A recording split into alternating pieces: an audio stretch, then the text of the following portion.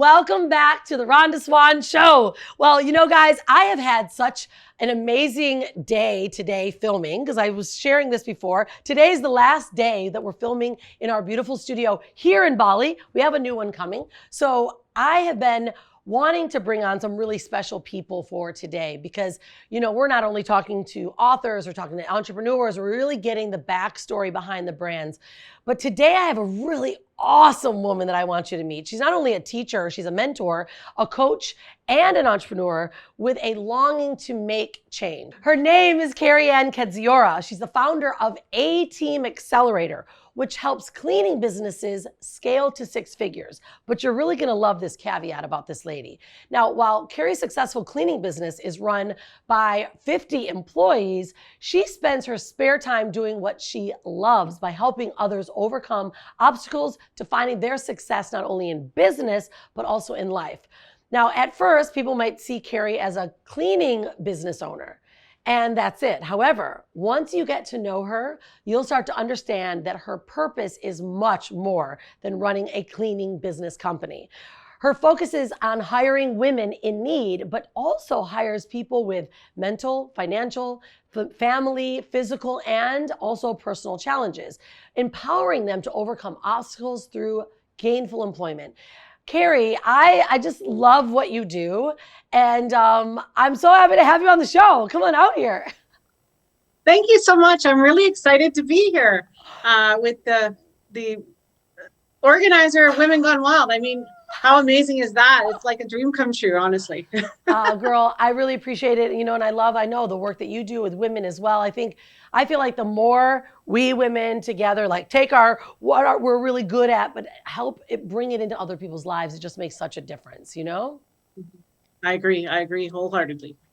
Yeah, well, all right, let's get into it because, you know, I love this whole, conversation. You know, not only own your cleaning company, but you're doing so much with it. You know, you're a perfect example of how a business owner can not only impact the world every day, but also really focus on your bottom line and your business. How does this journey play a role into you actually hiring and how how your hiring practices are within your company? Well, you know, it's quite amazing when I think back to the very first day that my husband and I decided we were going to hire employees. The first thing we did was we sat down and said, what kind of people do we want to hire and what kind of employers do we want to be? And we really talked about the employers that we had had in our lives that weren't satisfying to us and how we had always been overlooked, even though we were the hard workers who showed up and were there when others weren't. We were always both leaders. And so being a really great employer came before I understood how important it was. Yeah. And once I started to understand the importance of being a great employer, I started to understand that I could impact people's lives and that I could make a change or help people make a change to find whatever it is that they define as their success in their life. And being a cleaning business, nobody really comes to us wanting to stay for 40 years. This isn't a career. This is a place that you're using as a sounding board or I guess I'll say sounding board, sorry, to or like catapult you to your goals. Yeah. Right? People, students, single moms, people that have other issues going on in life and just need some flexibility. So once I realized that I could help people, I realized that this is what feeds my soul, is helping people overcome obstacles. And I realized I could use my cleaning business to do that. Yeah, you know, it's really inspiring when people take, you know, like your cleaning business is just the service, but what you do around it is really life impactful. And I want to tap into that because I was really inspired, you know, just reading about how you guys are doing this and why, like why did you really, you know, many people could just go, okay, it's a business, let's make some money. And, you know, you treat people like machines or, you know, run them through the mill, you know, but was there something in your own life that brought you in that someone may have helped you to get you to the point now where you want to give that back? You know, totally. Actually, I think there was a part of my life where there was a lack of that. I was, a survivor of childhood trauma, an alcoholic for 27 years, and I'm actually next week 7 years sober. Yeah, sister, well done. Thank you. Yeah. Thank you. And when I came into my new life, the life that I had been dreaming of, a life of sobriety, the thought to me was, I really reflected on what had happened in my life and why it took so long to get sober and how I could help other people. When I say overcoming obstacles to their own success, it could be sobriety, or it could be getting to school. I've helped many people get a driver's license, like who knows what it is. The thing is that for a long period of time, I prayed and wished somebody would step in and help me. And that didn't happen. So when I realized that I had the power to step in and help others, I understood that this was my mission. Some people don't want the help. Some people aren't ready for the help. But when people are ready for the help and it's very clear that they need a helping hand, I always say a hand up, not a hand out, then I am just so thrilled to be able to help. And, at the end of the day, understanding that I have been able to help somebody through whatever the difficulty is so rewarding. Yeah. Especially when I know what it's like to be the person that doesn't have that help. And not because, I don't think it's because anybody didn't want to help me. I think it's because nobody knew how to help me. And me, when I see somebody who needs help, I will come like barreling in there. Like, I'm here, I'm going to help. What do you need? Let's start with a job. And then we, depending on what the issue is, we will work with our employees to be able to just learn to be able to commit to the job, get out of bed and come to work with them in small steps to make them feel the confidence in holding a job and think about their future goals and understand that they actually can have whatever they desire. It's really magical. I mean, you've taken, a business and a service, and you've really turned it into a coaching business, if you will. That's it's really honorable. When we look at, if we have something that goes on in our life, how do we help others? I mean, that's what we're looking to do, right? Is create a bigger impact on others. So are you actively also running not only your business, but you're also coaching people? I mean, is that kind of something that you're adding in for your current business, or is that something that you're doing as a separate operations of your other business? Yes. Actively, I am a coach. So my cleaning business now runs itself basically, or is run by the people that I have employed. I work 1 day a week in my cleaning business. That's not to say that it's all on 1 day. It might be 2 hours here and 2 hours there, but about 1 day a week on my cleaning business, and 5 days a week is spent on my coaching business, because this is what I do for fun. Yeah. As you know, I don't drink, I don't smoke, I don't have anything. I don't have any other things keeping me busy or taking up my time. So this is so fun for me. And what I love about it is, because of my experience of when I almost lost my business to COVID, I understand the fear and the pain when cleaning business owners come to me and they feel like they're at their wits' end. I understand that, and I've actually survived that. So I have the skills and the abilities, and I'm crazy enough to do it myself and teach other people how to as well. Well, okay, so yeah, you brought up something really good. So thank goodness were you already doing your coaching accelerator business? Did you have your cleaning business and your coaching business as well at the same time? Because when COVID hit, what did you guys do? I mean, everyone was kind of locked out. How did you get through that? Because this is the part that I really love to hear. It's like, you not only went through hard times when you're, going through alcohol recovery, now you're helping others, but you are also now in a space where your business needed to get into people's homes, right? Yes. How did you guys get through Oh my goodness. When I look back to that or think back on it, I am still shocked about what transpired. Yeah. I still sometimes can't believe it. But what happened was, we were actually sailing along pretty nicely with 21 employees. We were bringing in about 40,000 a month in revenue. And I thought, woohoo, although I was doing it wrong back then, I'm not going to lie. I was not pricing properly. I should have been doing so much better. But that's another story, another day. COVID hit, and 20 of my 21 employees were gone. And 98% of my revenues were gone. And I was actually in a lease to own situation. It was my first home, And I was to sign the dotted line on March 13th to sign for my mortgage. And on the 11th, they called us and said, we're freezing all loans. We can't give you this mortgage until September at the earliest. And the owners of the home refused to extend. So I actually lost my home. I was homeless for 3 months. Oh my gosh. From April 1st to July 1st, I was living in a decrepit trailer, like a fifth wheel trailer that I managed to buy with a little bit of money I had left over. Anyway, it's a long story, but there was a moment that I just about went back to my healthcare job because of course I could work there. I mean, there was lots of work there.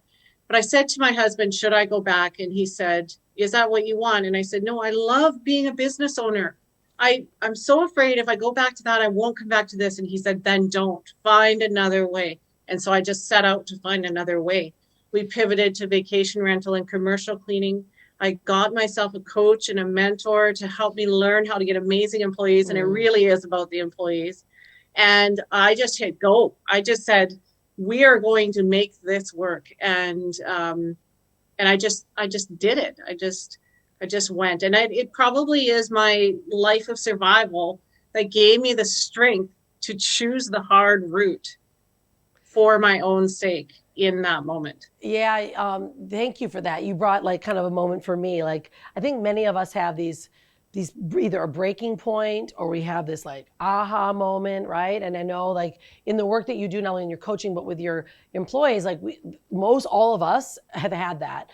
And when you think about those decisions, let's talk about that. Like when you think about that decision, it could have been really easy for you to go back. I had the same. We lost everything in 2008, I was a corporate executive for a Fortune 100 company, when I started my company. And I was like, and I had a new baby and we lost everything and it was easy to go back. Mm-hmm. But there was that defining moment. Let's talk about like how you felt in those moments and how you really made that decision, because it's a harder road. It would have been a lot easier. It was. Right? But this is what I think the essence of what people need to hear is why the harder road and what becomes of you when you take it. In that moment, I had no idea if it was going to work or not. But I honestly felt like I was at rock bottom. And I've been to rock bottom before. And I'll tell you, when you're at rock bottom, the sun is shining. There's nowhere to go but up, and that's what I thought. I thought, here I am. Yeah, it seems like the easy path to take that job. But how will that feed my soul? I've come so far, I've done so much, and I've been to rock bottom before and I survived it. So what is the harm in just working on this and trying? I shouldn't say trying, because I am going to do this. It was a decision. When I was in that course, they called me Kerri the Conqueror, because I would make a decision and I would do it. And that's it, no matter how scary. And there are scary decisions to be made. No compromises, and like that, especially with maybe some of the people that you work with, I think that right there alone, just saying there's no plan B, no compromises, that alone really shows the true grit of someone if they're willing to not compromise themselves. And, like, why do you think, especially let's say in women, because, I work obviously a lot with women, we, this book and, what do you think, how do you think women can create that no compromise, that like discerning boundary, especially when they have families? Like, how do you do that, right? Like, how do you help your clients get to say, no, that's easier. Like, let's say selling drugs or, doing something that is not so supportive to society isn't the right decision, even though it's going to bring food to the plate of your children. Like, how do we get to discern that? Mm-hmm. Yeah. I'll tell you what I believe. Yeah. What I believe is only believe the things that make you feel good. Mm. If they tell you that what you're doing is bad, don't believe them. Mm. And if they tell you that you're not good enough, don't believe them. Mm.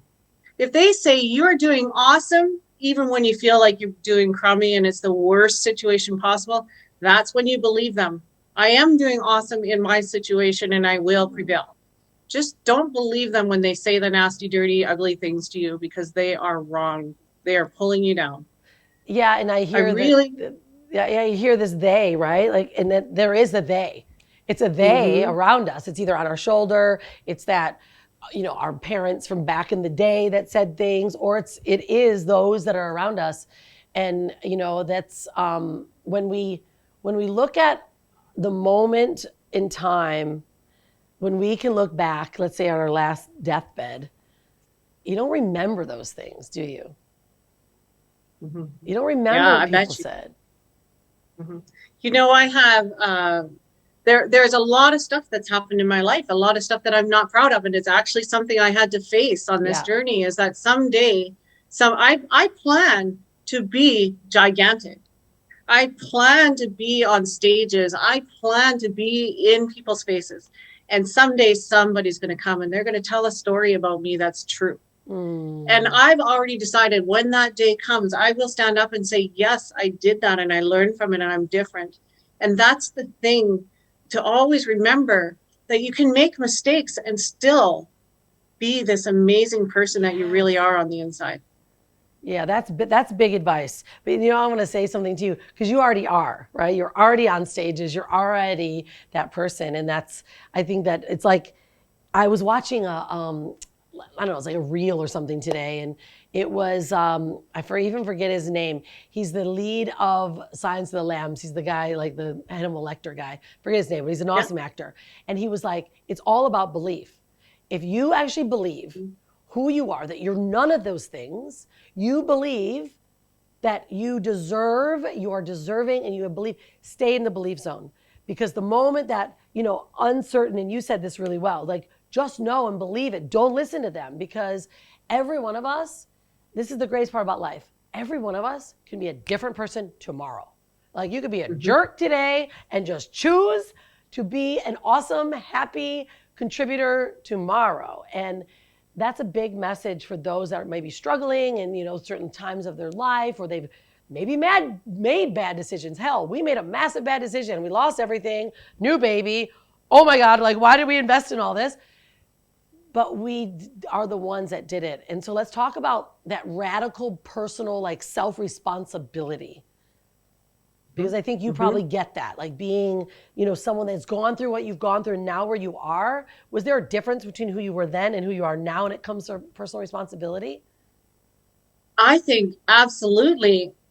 Nobody's ever asked me a question like this. So you really got me No, it's digging good. deep. I know. I'm sorry. I don't And want to trip you up, but it's like those and I'm moments where we take responsibility and say, "Oh my God, I did all that. It wasn't them. right. It wasn't this. It wasn't my mom. It wasn't the card that was dealt to me.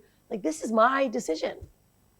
My daughter always talks about this. She tells me that she was talking to my uncle, who's like a father to me because I lost my father young. Mm-hmm. And she said, Uncle Glenn said that you get to a point in your life where you stop blaming everybody around you for what's happened and you Mm, start understanding that you have control and this is your choice.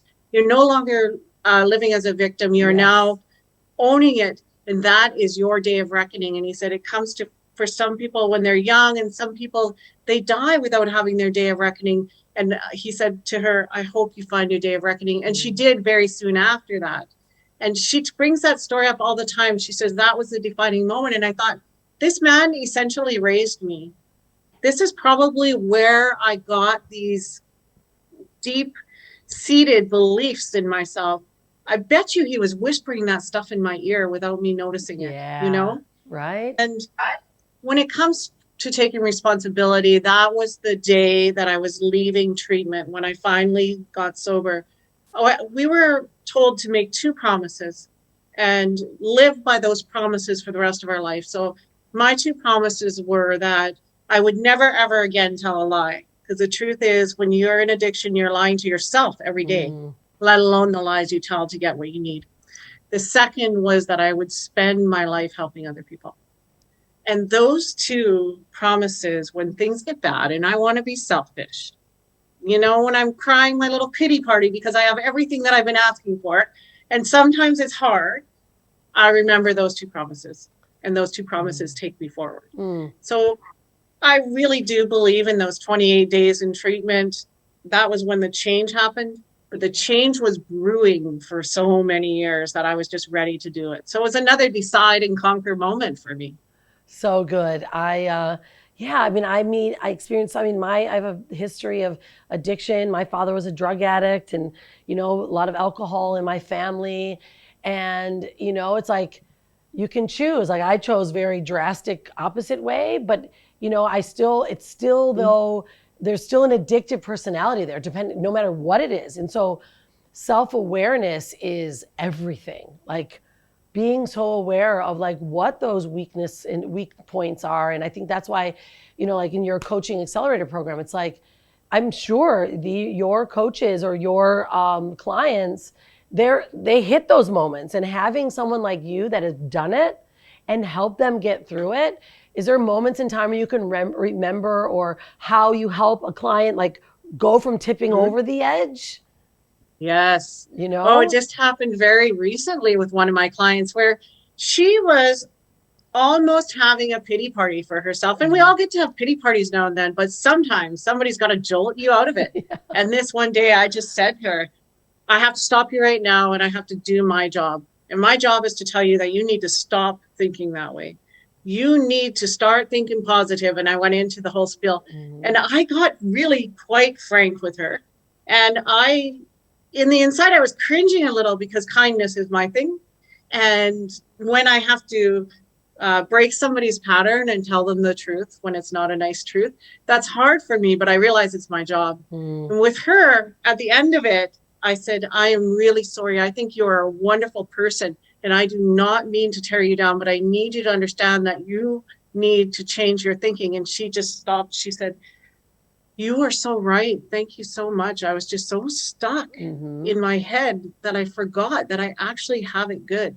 And then she continued for 3 days to thank me on social media messages. And it was amazing because it's one of those moments where I realized that the things that I have learned in my life really can help other people. We all have moments of imposter syndrome.